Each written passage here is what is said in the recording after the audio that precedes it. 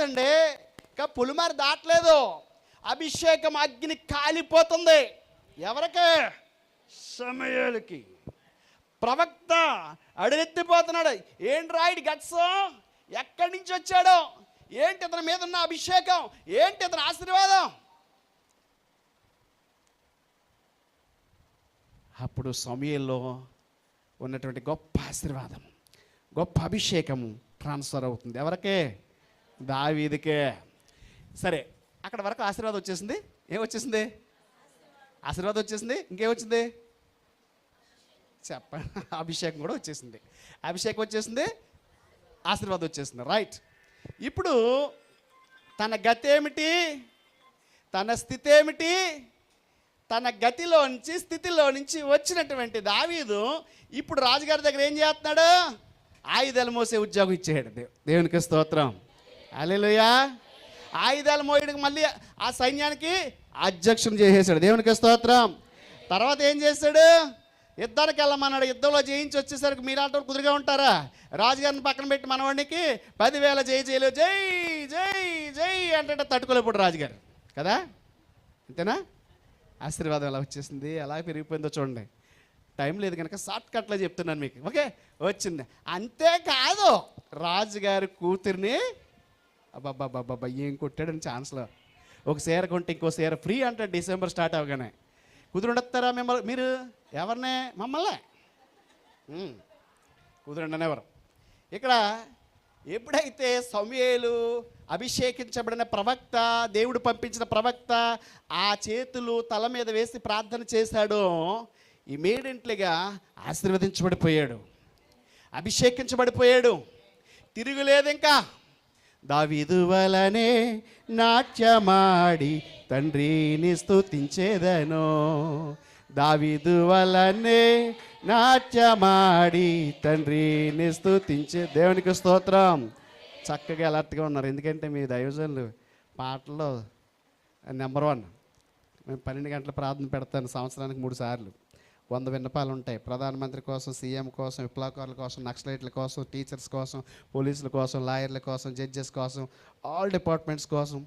ఎవడన్నా లంచం తీసుకుంటే ఇమ్మీడియట్గా నీ కత్తి ఉపయోగించిన ఆయన అని ప్రార్థన చేయించాను. గెలిచేత వీళ్ళకు పరీక్ష పెడతాను, అగ్ని పరీక్ష. సంఘానికి ఇంకా అగ్ని పరీక్ష. ఉమ్ము కూడా మెంకూడదు. ఉదయం 6 గంటలకు వస్తారు, సాయంత్రం 6 గంటల వరకు. సాయంత్రం మీకులే కానీ మాంసం పెడతారు ఉన్నది కాదు.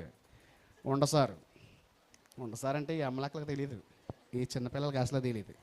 పచ్చిపుంచు ఒక్కోసారి, పచ్చిపుంచు అసలు తెలకే. పాస్టర్ గారు ఈ నేర్పాలి వీళ్ళకి. అమ్మా నేర్పండి.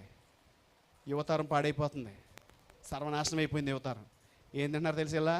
కాలేజీ బ్యాగ్ వేసుకుని దిగేసి noodles, fried rice, joint biryani. వీళ్ళకి కాస్త గింజలో మజ్జిగ కలిపి నిమ్మకాయ పిండి తాగి అలవాటు చేయండి. పచ్చిపుంచు వేయించండి, ఆరోగ్యానికి మంచిది. దేవునికి స్తోత్రం. ఇక్కడ అద్భుతమైన పాటలు పాడే మీ దైవజనుడిని ఈయనే కాదు, ఖచ్చితంగా 50 మందిని పిలుస్తాను నేను దైవజనుడిని. ఆ 12 గంటల ప్రార్థనలు వీళ్ళు ఎలా నలిపేస్తాను తెలుసా? దుప్పటి పిండినట్టు పిండేస్తాను. నానబెట్టిన దుప్పటే ఉతికిన తర్వాత ఆ టోకలు ఈ టోకలు ఉండే అలా చేస్తాను దైవజనులు. ఎందుకంటే శ్రమ, భారం, ప్రయాస. ఆ రోజు ప్రయాస పడింది అన్న. కొడుకు ఏకంగా దేవుడితో డైరెక్ట్గా మాట్లాడేస్తున్నాడు. వీళ్ళు రాజులను అభిషేకించమంటున్నాడు, రాజులను ఆశీర్వదించమంటున్నాడు. ఈరోజు దావీదు గొప్పగా ఆశీర్వదించబడిపోయాడు. దేవునికి స్తోత్రం. హల్లెలూయా, హల్లెలూయా. ఎప్పుడు తెలుసా తన గతి ఎలా ఉండేది? అన్నదమ్ములు పట్టించుకోలే, తండ్రి కూడా చిన్న చూపే, ఇంటర్నల్ ఫీలింగ్ అదే అయింది. ఎక్కడ అడవిలో వదిలేశారు, దేవుడు వదిలేశాడా? నిన్ను కూడా ఈరోజు వదలడు. హల్లెలూయా. 2వ పాయింట్కి వస్తున్నా. గొల్లవాడైన దావీదును గొప్ప రాజుగా దేవుడు ఆశీర్వదించాడు. 2వ పాయింట్కి వస్తున్నాను. ఓకే, మోషే గారు. 2వ ఆశీర్వాదం ఎవరికి? మోషే. 1 సమూయేలు 16:12 ఉంది ఫస్ట్ చెప్పిన మాట. సమయం లేదు, మీరు చదివి వినిపించే వరకు కూడా. అవసరమైన దాన్ని ఒక చదవాలి కనుక, బలిపీఠం మీద ఉన్నాం కనుక ఒక రిఫరెన్స్ ఇస్తాను, ఒకటి చదువుదిరి కనుక కంగారపడకండి. 2వది, నత్తివాడైన మోషేను ఏం చేశాడు దేవుడు? నాయకునిగా చేశాడు. హల్లెలూయా, హల్లెలూయా. 1 సారా 2 సార్లు ఎన్నిసార్లు ఏడ్చాడండి మన కోసం? అన్ని సంవత్సరాలు అడవిలో నడిస్తే ఫరో సామ్రాజ్యం నుండి తప్పించబడడానికి, పాలు తేళ్లు ప్రవహించే దేశానికి తీసుకెళ్ళడానికి ఎన్నో ప్రయత్నాలు చేసినటువంటి మోషే సైన్యం నడుస్తుంటే, ఇందాక మా అబ్బాయిని తిట్టాను, రే నా జోడేసేసుకుంటున్నావు ఎట్రా అన్నాను.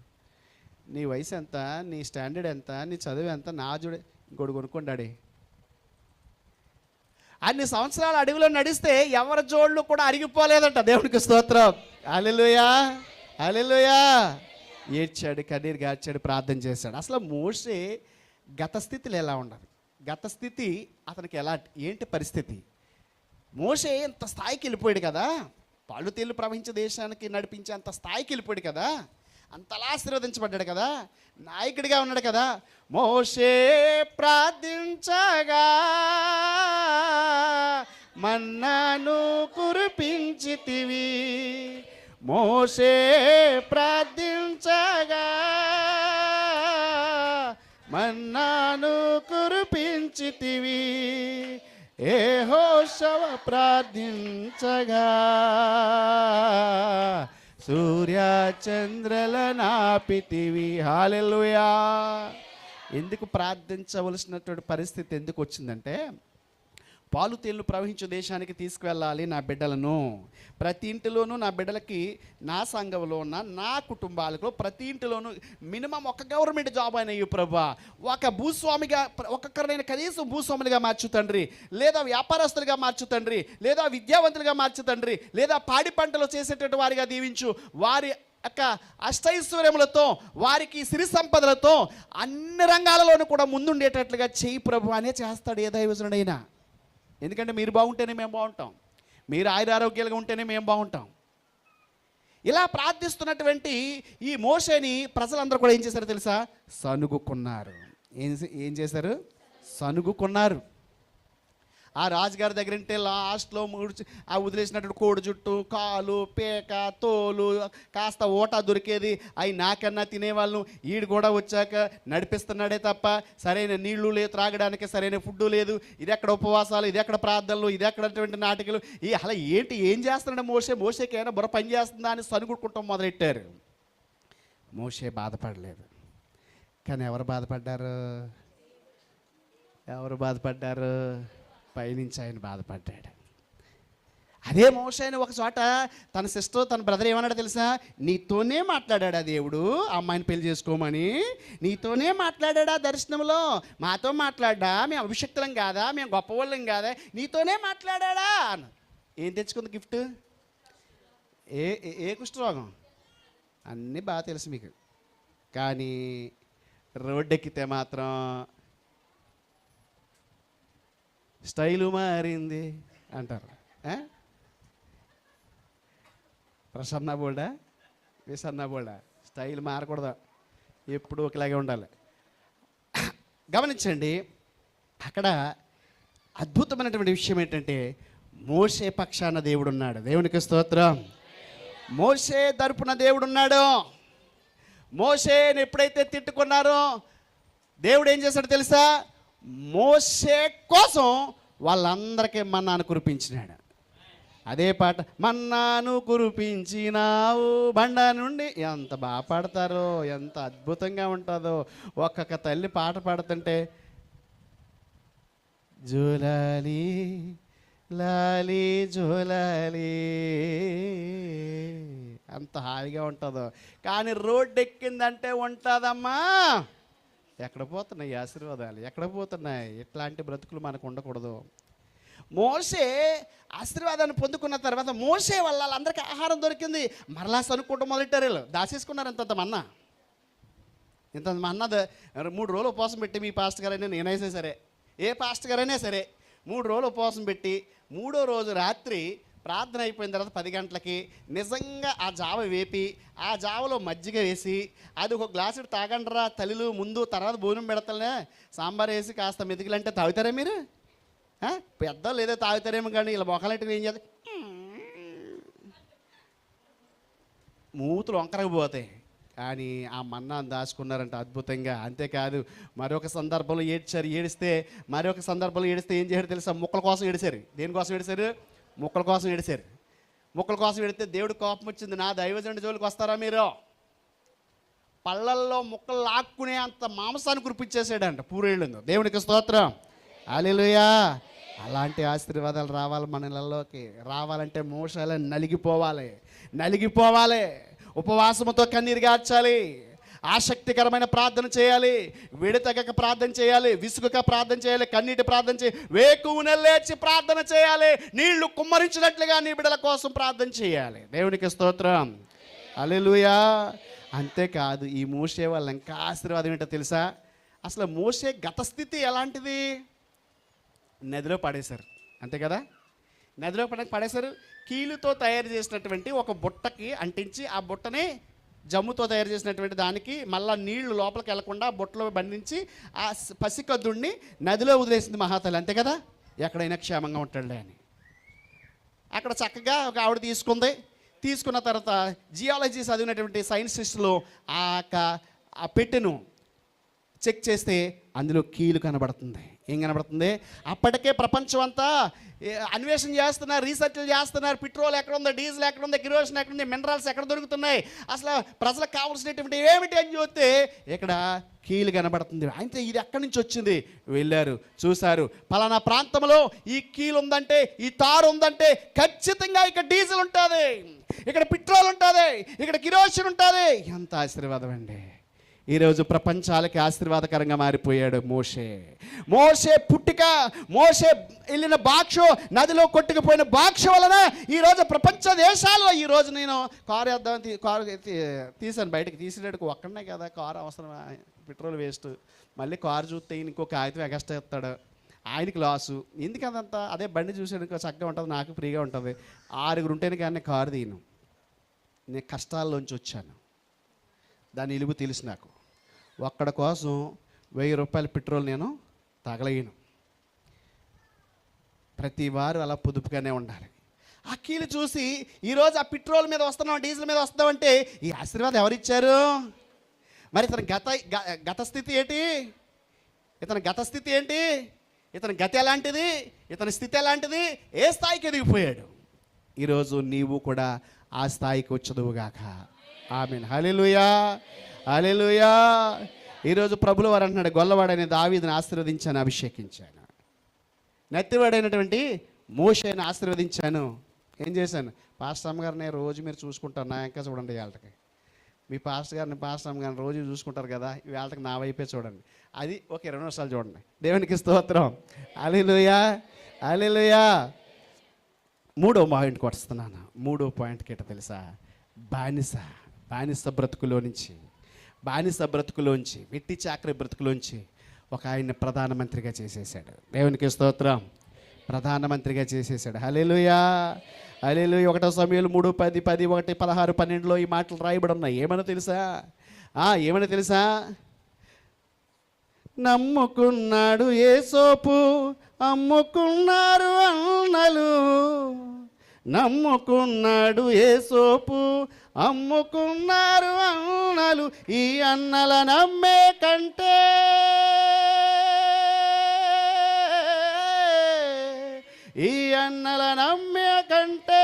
అన్న యేసునే నమ్ముకో, రాజ్యం నీదేకు. ఎంత అద్భుతమైనటువంటి! ఎవరిని నమ్ముకున్నాడు? అన్నయ్యలు నమ్ముకున్నాడు. వీళ్ళు ఏం చేశారు? అర్థం అనుకున్నారు. ఎందుకని? సన్నపునార బట్టలు కట్టుకుంటున్నారు, పాస్టర్ గారిలాగా చూసి తట్టుకోలేకపోయారు. ఎవరైనా నన్ను కాకమొన్న వచ్చాడు, మందిరం కట్టాడు, సన్నపన ఏంటి గెటప్లు ఏంటి, ఈ స్థాయి ఎలా వచ్చి నా పేనాన్ని పడి ఏడుపు కూడా నా పేనాన్ని కూడా అది ఏడుపు. ఏడ్చేకోవాలి, నువ్వు ఆశీర్వదించబడిపోతావు. ఏడాలి. నీ మీద ఎంత ఏడిస్తే అన్ని ఆశీర్వాదాలే, నీ మీద ఎన్ని నిందలు వస్తే అన్ని ఆశీర్వాదాలే. ఈ ఫార్ములా మెయింటైన్ చేయండి. నీ మీద ఎక్కువ నిందలు వస్తున్నాయంటే ఆశీర్వాదం స్టార్ట్ అయిపోయింది. నీకు ఎక్కువ హేళన, అవహేళన, అపనిందలు, నీకు వ్యతిరేకతలు ఉన్నాయంటే స్టార్ట్ అయిపోయింది ఆశీర్వాదం. హల్లెలూయా. నేను ఆల్ పాస్టర్లు అంటే ఇంతే, స్టార్ కడతంటే ఆ పాంప్లెట్స్ అంటే డ్రైన్లో మట్టి తీసి ఆల్ పాస్టర్ల మీద వేసేవారు. పెట్టినటువంటి స్టార్లో బద్దలు కొట్టేసేవారు. నేను అనుకున్నాను, చాలా ఏడ్చేవాడిని, చాలా బాధపడేవాడిని. ఏడు ప్రభువా, 23 డిగ్రీలు చేశాను, ఎంఏ ఇంగ్లీష్ చేశాను, బీఈడీ చేశాను, ఎంఏ ఎకనామిక్స్ చేశాను అయ్యా, హిందీ ప్రాథమిక మాధ్యమిక రాష్ట్ర ప్రవేశిక విశారద పూర్వార్ధ విశారద ఉత్తరార్ధ ప్రవీణ పూర్వార్ధ ప్రవీణ ఉత్తరార్ధ ఎల్పీ సెట్ హిందీ పండిట్ చేశాను, హిందీ బీఈడీ చేశాను ప్రభువా, ఇన్ని డిగ్రీ పీజీటీసీఏ చేశాను, బీటీహెచ్ చేశాను, సిటీహెచ్ చేశాను, ఎంటీహెచ్ చేశాను అయ్యా. ఇన్ని చేసి ఒక లెక్చరర్గా పనిచేస్తూ, ఒక ప్రిన్సిపాల్గా పనిచేస్తూ, బీఈడీ కాలేజీలో చక్కటి అమ్మాయిలు 90 మంది ఉండేవారు, వాళ్ళ మీద యాజమాన్యం చేసేవాడిని. ఈ స్థితిలోంచి ఏ స్థితిలోకి తీసుకొచ్చావు? ఎందుకు ప్రభువా ఈ బ్రతుకు, ఎందుకు ఈ సర్వనాశనమైన ఈ బ్రతుకు, ఎందుకో అని ఏడ్చేవాడిని. మా అమ్మ అనేది, రే బాబు, అబ్బాయి పుడితే దేవునికి ఇస్తానన్నాను, నీ వెనక ఎనమండుగురు ఆడపిల్లలు, నువ్వు 9వ వాడు. అయినా మాకు ఉన్నటువంటి ఆచారాల ప్రకారంగా, పద్ధతుల ప్రకారంగా మీ నాన్న దేవునికి ఇవ్వడం ఇష్టపడలేదు. నువ్వు 86లో తుఫాను కొట్టుకుపోయావు, తుఫానికి కొట్టుకుపోయావు, ఎక్కడున్నావు తెలియలేదు. అప్పుడు మా కళ్ళు జ్ఞానోదయం. నువ్వెవరావు?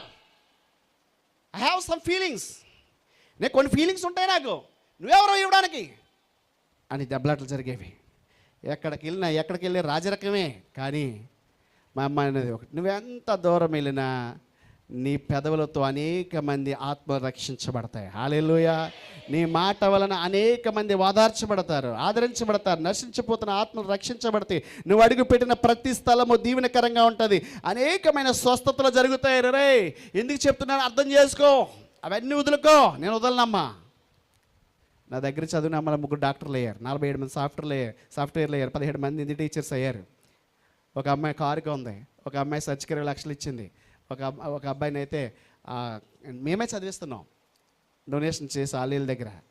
ఓసీ కుర్రాడు, కాపుల కుర్రాడు, హౌస్ సర్జింగ్లో ఉన్నాడు ఇప్పుడు, ఎక్కడో కాదు, కిమ్స్ అమలాపురం. జాగ్రత్త ఎందుకు చెప్తూ ఉన్నాను అమ్మా, ఇలాంటి అద్భుతాలు జరుగుతున్నాయి. ఎందుకే 1 గంటకు భోజనం పెడతారు వాళ్ళు, తిరగాలి, డబ్బు పెట్టుకుని ప్రార్థన చేయాలి, మైక్ కట్టుకోవాలి, వాళ్ళు ఇచ్చే కానుకలు చిన్న ఎంతో కొంత ఉంటాయి, అది నేనే పోషిస్తాను. లేదా దైవజనుల్ని ఒక 20 మందిని పోషిస్తాను చాలా, అలాగే పోషించేవాడిని.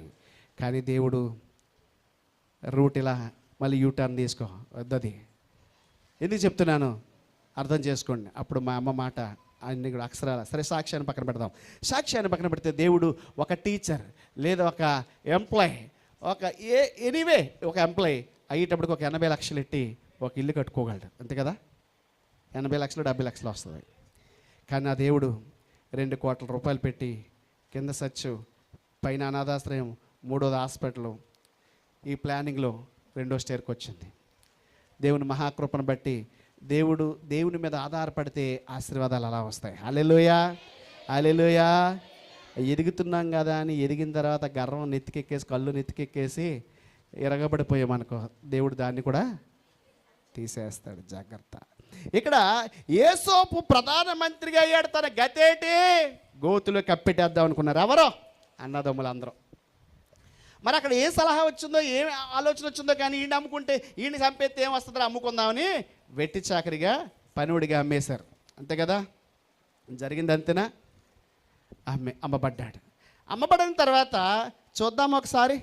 చూద్దామా యేసోపుది ఆదికాండం రాసినటువంటి 41వ అధ్యాయం,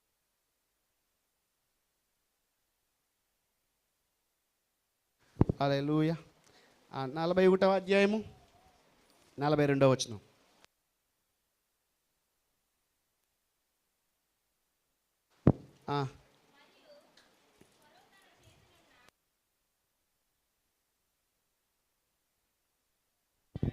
హల్లెలూయా.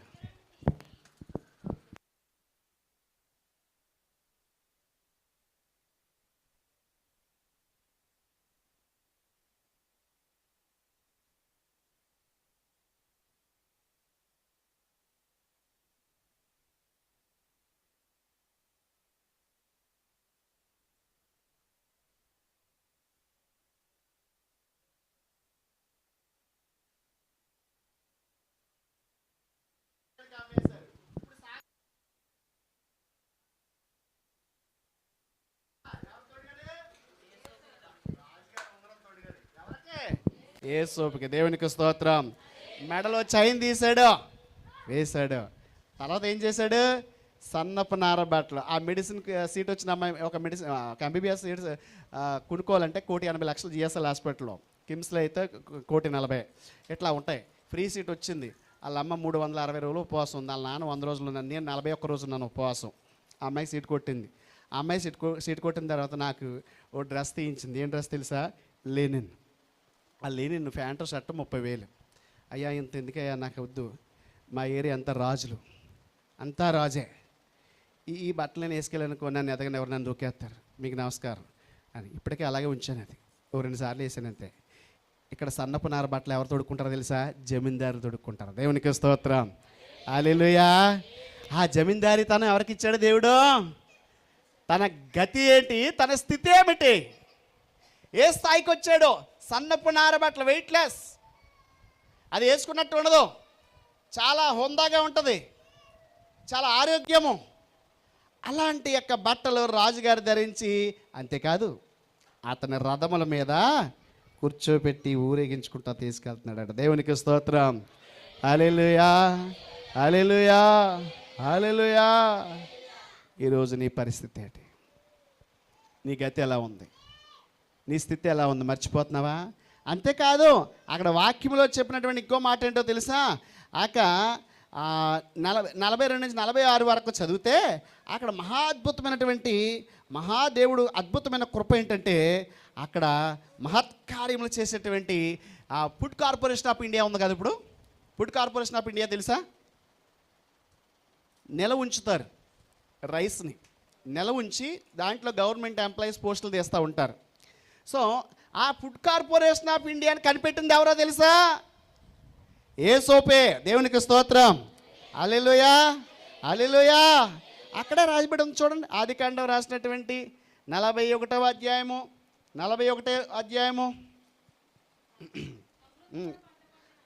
చూడండి. సమృద్ధిగా పంట పండిన 7 సంవత్సరములలో భూమి బహువిరివిగా పండెను. ఐగుప్తు దేశమందున్న 7 సంవత్సరముల ఆహారం అంతయు అతడు సమకూర్చి ఆయా పట్టణంలో దాన్ని నిల్వ చేసును. ఏ పట్టణము చుట్టూ నుండి పొలము యొక్క ధాన్యము ఆ పట్టణం అంది నిల్వ చేసును. యేసోపు సముద్రం ఇసుక వలె అతి విస్తారముగా ధాన్యము పండినందున పోగు చేసెను. కొలుచుటకు అసాధ్యమైన గనక కొలుచుట మానివేసెను. దేవునికి స్తోత్రం. గాదిళ్ళు అంటారు. గాదిలు తెలుసా అమ్మా? గాది మీరు అనకండి పాస్టర్ గారు, మీకు నాకు ఆయనకి తెలుసు. ఇక్కడ కొన్ని టిక్కెట్లు ఉన్నాయి, అడుగుతాను. అమ్మాయి గాది తెలుసా నీకు? తెలదు. తెలుసా? దేవునికి స్తోత్రం, హల్లెలూయా. ఇంకా చిన్నపిల్లలు అడుగుతాను, చదువుకునేవాళ్ళు. గాది తెలుసా? ఎలా ఉంటుంది? బస్తాలైనా మూసేవాటి అందులోకి. గాది తెలుసంట, గాది.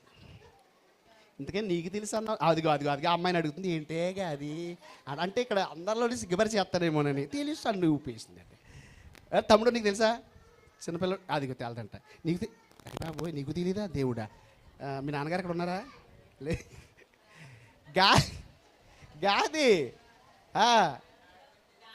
ధాన్యం నిలవ ఉంచుతారు. నిలవ ఎలా ఉంచుతారో తెలుసా? సపోజ్ ఫర్ ఎగ్జాంపుల్ ఇది రూమ్ అనుకో, కింద రూమ్లోనే ఉంటాడు. ఈ పైన ఒకటి ఉంటుంది, చిన్న బెజ్జి ఉంటుంది కిటికీ అంతా, అందులోకి ఒకటి వెళ్ళాలి. కింద నుంచి మెట్లు ఉంటాయి. ఆ మెట్లు ఎక్కి బస్తాలు ఇక్కడ వేసుకుని ఇలా ఎక్కితే లోపల ఒకటి లాగుతాడు. ఆ బస్తా అలా తెంచేసి ఆ దాన్ని ఇలా వచ్చేటప్పటికి గొట్టురు అంతా మింగేస్తాడు. పాప లోపల ఉన్నవాడు అంటాడు. ఎంత వాంటింగ్, ఎంత నరకం అనిపోతారు తెలుసు. ఎందుకు? ఈ ధాన్యం నిలవ. రేపొద్దున్న పేదరికం వచ్చినప్పుడు, వర్షాకాలం వచ్చినప్పుడు అవి ప్రజలకు అమ్ముకోవడానికి రైతులు చేసేవారు పూర్వం. కానీ నా యేసోపు ఏం చేశాడో తెలుసా? పేద ప్రజలందరూ కూడా ఆయురారోగ్యాలుగా ఉండాలని సమృద్ధి అయిన ఆశీర్వాదాన్ని అతను అడుగుపెట్టాడు. ఆశీర్వాదం వచ్చేసింది ఆ ప్రాంతానికి, ఆ దేశానికి. అతను అడుగుపెట్టిన ప్రతి పంట దీవించబడిపోయింది. ఆ పండిన పంట కొలవలేకపోయాడట, లెక్కట్లేకపోయాడట. అందుకే ఆ లెక్కట్లేనటువంటి ధాన్యం అంతా కూడా ఫుడ్ కార్పొరేషన్ ఆఫ్ ఇండియాగా ఆయన కనిపెట్టాడు. అది వీళ్ళు కాదు కనిపెట్టింది ఎవరో? మన యేసోపు గారు. దేవునికి స్తోత్రం, హల్లెలూయా, హల్లెలూయా. ఎక్కలేని ఎత్తైన కొండకు నన్నెక్కించుమో దేవా, ఎక్కలేని ఎత్తైన కొండకు నన్నెక్కించుమో దేవా, ఎక్కగలవాడనైన నేనెక్కలేకున్నాను దేవా, నా ఆశ్రయమా నా దుర్గమా. నువ్వు ఎక్కగలవు, నువ్వు ప్రార్థించగలవు, నువ్వు ఉపవాసం ఉండగలవు, నువ్వు కన్నీరు కార్చగలవు, నువ్వు చదవగలవు, నీకు ర్యాంక్ వస్తుంది. నేనైతే ఖచ్చితంగా చెప్పగలను. నేను ప్రిన్సిపాల్గా ఉన్నప్పుడు బోత్ మీడియం 1600 మంది స్టూడెంట్స్, 72 మంది స్టాఫ్. ఎర్లీ మార్నింగ్ 7కి పెట్టేవాడిని. Spoken English, spoken Hindi class పిల్లలకి ఎలా చెప్పాలి, ఎలా డీల్ చేయాలి, వాళ్ళ నుంచి ఎలా మౌఖికంగా మాట్లాడాలి. ఆ టైంలో ఓ పాస్టర్ గారు వచ్చి ఇలాంటి ఆయన, ఏమంటే మా అమ్మాయి ఫస్ట్ క్లాస్ రావాలంటే స్కూల్ ఫస్ట్ అన్నాడు. ఎలా వెళ్ళిపోయింది అమ్మక, ఏం పని ఏం లేదటి, ఇదేమో మొద్దు, ఈయన ఫస్ట్ క్లాస్ అడుగుతున్నాడు, అది స్కూల్ ఫస్ట్ అడుగుతున్నాడు. ఏందిరా బాయ్, ఏం మాట్లాడతాడు ఈ పాస్టర్ గారు. నేను అప్పటికి వాకింగ్ చెప్తున్నాను, కానీ ఎందుకో తెలియనటువంటి ఒక చులకన. పోనీ అమ్మాయికి ఏమైనా డల్లర్స్ ఉన్నారా పోటీ? కాదు, 2 సౌదరీస్ అమ్మాయిలు ఉన్నారు. పుస్తకం అంతా ఇచ్చేస్తే ఉదయానికి అప్పచెప్పేస్తారు, అంత టాప్ స్టూడెంట్స్. ఈ అమ్మాయి యావరేజ్ స్టూడెంట్స్, బిలో యావరేజ్ కాదు, యావరేజ్ స్టూడెంట్. ఏంటి పరిస్థితి? అలా అమ్మ ఉపవాసాలతో కన్నీరు గార్చి ప్రార్థన చేసేది. దేవునికి స్తోత్రం. వాళ్ళ నాన్న ఉపవాసాలతో కన్నీరు గార్చి ప్రార్థన చేసేది. స్కూల్ సెకండ్ వచ్చేసింది. దేవునికి స్తోత్రం. హల్లెలూయా. స్కూల్ ఫస్ట్ అంటే రాలేదు, కానీ స్కూల్ సెకండ్ వచ్చింది. దేవునికి స్తోత్రం. అసలు సర్ప్రైజ్ అయిపోయాం, స్కూల్ సెకండ్ ఎలా వచ్చింది? ఆసక్తికరమైన ప్రార్థన అనుగ్రహించుము కృపగల దేవా, ఆసక్తికరమైన ప్రార్థన అనుగ్రహించుము కృపగల దేవా, ప్రార్థనలో పోరాటము కలిగి ఉండే శక్తి నువ్వు, కలిగి ఉండే శక్తి నీవు. సనిధమ గరిగమ సనిధమ గరిగమ ప్రార్థన ఆలకించువాడ నా యేసురా. ఆ ధ్యానంలోకి వెళ్ళిపోవాలి, దేవునిలో లీనమైపోవాలి. బాబో నేను 2 బిడ్డలను కన్నానయ్యా, బాబో నేను 1 బిడ్డను కన్నానయ్యా, బాబో నేను 3 బిడ్డలను కన్నానయ్యా, బాబో నేను 5 పిల్లలను కన్నానయ్యా, బాబో నా భర్త బయటికి వెళ్ళాడు, ఉద్యోగానికి, వ్యాపారానికి వెళ్ళాడు, వ్యవసాయానికి వెళ్ళాడు, కూలి పనికి వెళ్ళాడు, లేదా ఏదో పనికి వెళ్ళాడు. ఆ పనిలో తన రెక్కల కష్టార్జితను ఆశీర్వదించి నేరుగా ఆ 1000 రూపాయల కూలి పని, లేదా 800 కూలి పని, లేదా ఆ ఉద్యోగానికి నెల జీతం నేరుగా నా ఇంటికి రప్పించి దేవాని కార్యక్రమాలకు గుప్పులు విప్పే స్థాయికి నన్ను ఎదిగించి 1 రూపాయి కూడా వ్యర్థంగా ఖర్చు పెట్టకుండా నీ ప్రొటెక్షన్, నీ జవాని కంచవే అని ప్రార్థించిన సందర్భాలు లేవుగా. ఎలా ఆశీర్వాదాన్ని పొందేస్తాం, ఎలా వచ్చేస్తుంది ఆశీర్వాదం? ఎప్పుడైనా నీ మొక్క పెట్టుకుని తెల్లవారుజాము 4:30కో 3 గంటలకు లేచి 1 గంట ప్రార్థన చేసినట్టు జాడుందా? ఎప్పుడైనా ప్రభు వారానికి 2 రోజులు 1 రోజు ఉపవాసం చేసినట్టు జాడుందా? ఎప్పుడైనా కుటుంబ ప్రార్థన పెట్టిన జాడుందా? లేదు. ఆశీర్వాదాలు వచ్చాయంటే ఎలా వచ్చేస్తాయి? ఈ పాస్ట్ గారు కోపం వస్తున్నట్టుంది, ఇదేంటి ఆశీర్వాదాలు ఏమని ప్రార్థన చేస్తే ఖండిస్తున్నాడు, నేను ఎలా చెప్తున్నాను, మా వాళ్ళు బాధపడతారేమో. నో, ఆ ఆశీర్వాదం రావాలంటే ఇక్కడ కష్టపడాలి. పొద్దంతా పాలు కష్టపడితేనే సాయంత్రానికి 900, 800, 1000 రూపాయలు ఆ యొక్క రైతు నీకు ఇస్తాడు, అంతే కదా? అలాగే ప్రభు దగ్గర నువ్వు మోకాళ్ళు వేసి కన్నీరు కారిస్తేనే నీకు ఆశీర్వాదాలు వస్తాయి, లేదా రావు. కష్టపడు. నువ్వేం దూలం ఎక్కలొద్దు, గడ్డంగిలోనే ఆ గాదిలోని ధాన్యం ఎక్కలొద్దు, కన్నీరు గార్చి అన్నావాలి, అద్భుతాలు జరిగిపోతాయి. హల్లెలూయా, హల్లెలూయా. ఆ రోజు అన్నదమ్ములందరూ ఏం చేశారో తెలుసా? ఈయన ఏదో రకంగా అడుగుదలగించుకోవాలనుకున్నారు. ఒకానొక సందర్భంలో కరువు వచ్చింది. కరువు వచ్చితే అన్నం లేదు, తిండి గింజలు లేవు, భిక్షాందేహి అని అడుగుతున్నారు. ఎవరినే? సహోదరా 1 కేజీ బియ్యంరా, 1 తౌడు బియ్యంరా, 1 అరసాడు బియ్యంరా, 1 సోడ బియ్యంరా. మా పెద్దమ్మలు, మా అమ్మలు, మా చిన్నమ్మలు అనుకుంటారో ఎంత బాగా చెప్తున్నాడో, సోడని, కొంచెమని, తౌడని, గిద్దెడని ఎంత బాగా చెప్తున్నాడు. మా టిక్కట్లు ఏమంటున్నాడు తెలుసా? ఇది గిద్దేటి, సోళ్ళేటి, తౌడేటి, సేరేటి, 3 తవలేటి, అడ్డేటి, కుంచుడేటి, కేజీ బియ్యం ఇవ్వరా, 25 కేజీల ప్యాకెట్ ఇవ్వరా, 25 కేజీ ప్యాకెట్ ఎత్తలేదు, కానీ 25 25 కేజీస్ ప్యాకెట్ అండి. ఆ స్టైలు, మళ్ళీని స్టైలు అది కాదు స్టైలు. నాలో సత్యస్వరూపి, నాలో ఏ దోషంలో రక్షింపనేరకుండా అరచేతులు కూర్చకాలేదు. మీ పాపంలో మీ దోషంలో నాకు ఏరుకో గోడ వలె అడ్డొస్తున్నాయి, అందుకే నువ్వు దీవించబడట్లే. ఆయన ఏంటంటే అలా ప్రార్థన చేయడం మానేసి 25 kgs రైస్ అండి, 4 సోప్స్ అండి, 4 సర్ఫ్ ప్యాకెట్స్ అండి. ఎంత స్టైల్గా మాట్లాడద్దు. ఎక్కడికే విక్టరీ బజార్కి వెళ్ళినా, మోర్కి వెళ్ళినా, డిమార్ట్కి వెళ్ళినా ఇంత స్టైలు దేవుడి దగ్గర చూపిస్తే ఆశీర్వాదాలు వచ్చేస్తాయి. దేవునికి స్తోత్రం. హల్లెలూయా. ఒరే అన్నయ్య, ఒరే బాబు, ఒరే 1 kg